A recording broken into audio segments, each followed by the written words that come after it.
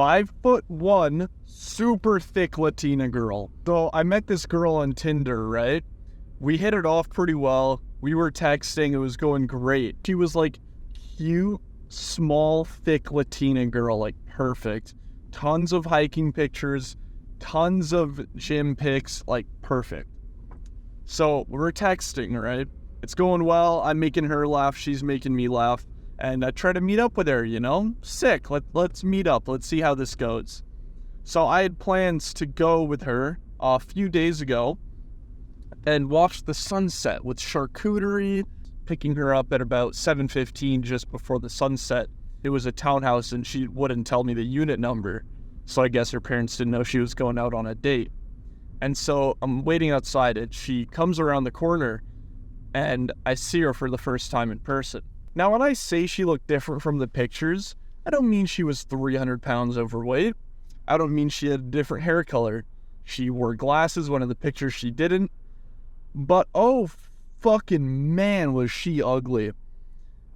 I'm being completely serious here. You know, on the pictures, I guess she was hiding some things, but in person, I'm talking about a thick double chin. I'm talking about eyeliner that's completely smudged, and these lips that were so thin and duck-tailed out that it was disgusting. And on top of that, her teeth were so yellow that it wasn't even that type of yellow where it's glistening and they're just stained from coffee. I mean, she must have not brushed her teeth in a week. I know I'm not perfect, and I'm going to get into how I would have actually avoided this situation in the first place.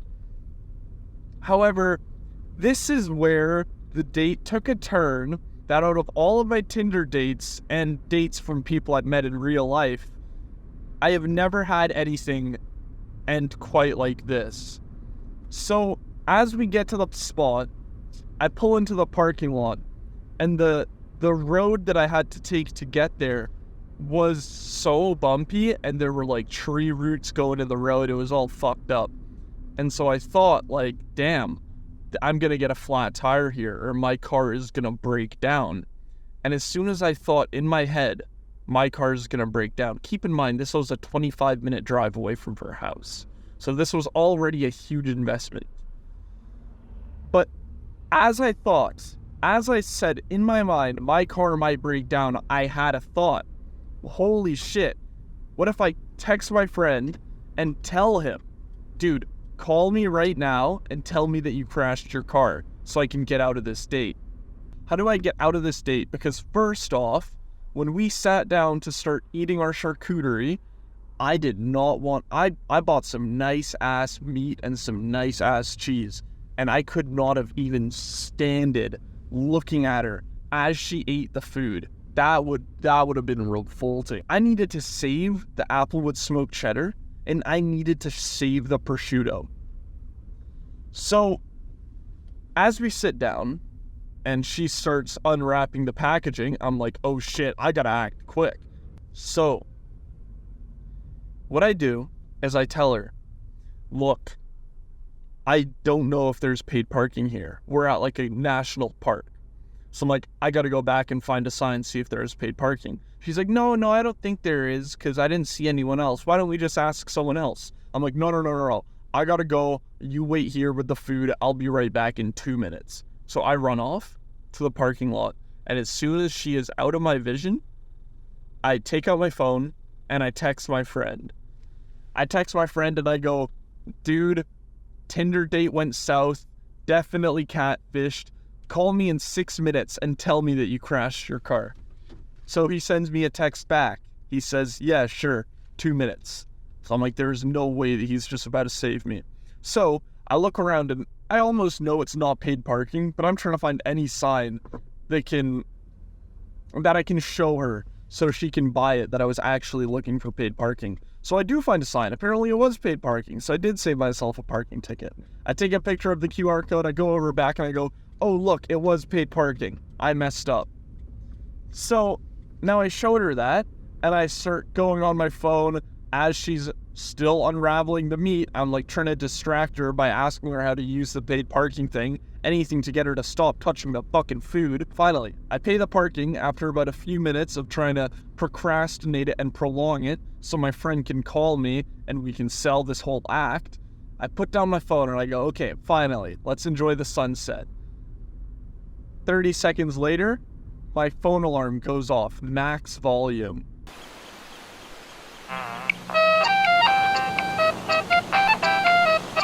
I put it specifically on max volume with the ringer on so she would hear. Here's a clip of what my ringtone is. It's like, oh, damn it, sorry, I'll have to grab this because it could be something important. So I pick it up, and it's my best friend, my homie, my day one. He clutched up right here. He absolutely clutched up. He picks up and he goes, dude, I just crashed my fucking car. I'm like, no way, man. What? You crashed your car? I skidded out in a four-way intersection and I hit a stop sign, and dude, I'm pretty sure the neighbors are calling the cops. I'm freaking out, man. You gotta come get me. I'm like, dude, look, I can't come get you. I'm on a day right now. He was like, no one else is home. I need a pickup right now. I really need someone to come get me. Can you please come? And so I'm like, I basically got it so loud to the point where the girl next to me can easily eavesdrop. That was my point. I wanted her to overhear it. And so she's buying it. I mean, at first I thought she didn't because I was kind of holding in my laughter. But she was like, oh my God, what's happening right now? So I told her the situation. I'm like, look, my friend just crashed his car. I really don't want to leave this date though, so I'm going to see what I can do. So I'm like, dude, just send me your location. Let me see where you are. Let me see how far away I am. So he sends me his location, and it's a screenshot of this. At this point, I know he's at home. He sends me the screenshot of the Google map, and he shows me this random four-way intersection that I've never even heard of in my city. And once he sends that to me, I immediately think, I'm going to have to show this to her, meaning that she's going to see the text I sent. So I have to get up and I start pacing in circles like, oh, I'm so stressed out right now. Like, what am I going to do? What is he going to do? He's going to get like arrested or something. As I'm pacing around, I delete that previous text message that I sent. And so now all it shows is our previous conversation. And then he sent me like 7 texts freaking out that he crashed his car. And so I show it to her. I'm like, this is the location. This is where he's at. Oh my God, it's like 20 minutes away. I'm going to have to drop you at home. That's like 25. It'll be like 45 minutes. And so she's still not fully buying it. She was convinced, but she wasn't acting as serious as the real situation would have been. And so I hear my friend go over the phone. He goes, dude, I also didn't tell you I don't have insurance on it. I didn't get it insured. So I'm like, oh my God, dude, why would you not insure your vehicle? You're gonna get arrested. Your car's gonna get impounded. So then I drove the girl back and I was like, look, we really gotta go. Just pack up the meat.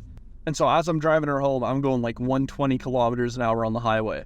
Not because his car's crashed, because I really wanted to get out of the date. So I'm like, finally, yes, an escape plan. I didn't have to go through with this. Like, oh my God, this was horrible. This is a horrible situation. I've never had to do something like this.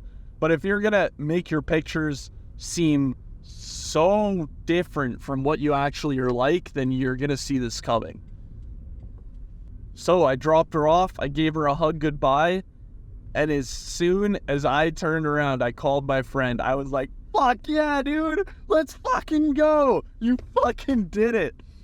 And it was so great because I sent him one text. I didn't even tell him that I was going on a date before this. I sent him one text and he didn't even question it. He went right in. He was like, I know what's going on. I'm going to fucking save him. Within 5 minutes, my ass was saved. And so this is a prime example of me setting my expectations for that date way too high while not actually increasing my chances of success. I mean, if you think about it, if I started my gym journey just like 1 year earlier and I kept consistent with the bulk, and I cut out all sugars, and I kept drinking water 4 liters a day for 1 year consistently instead of 2 or 3 months consistently, I'd be a much more attractive person. Being that wouldn't put me in a situation like this.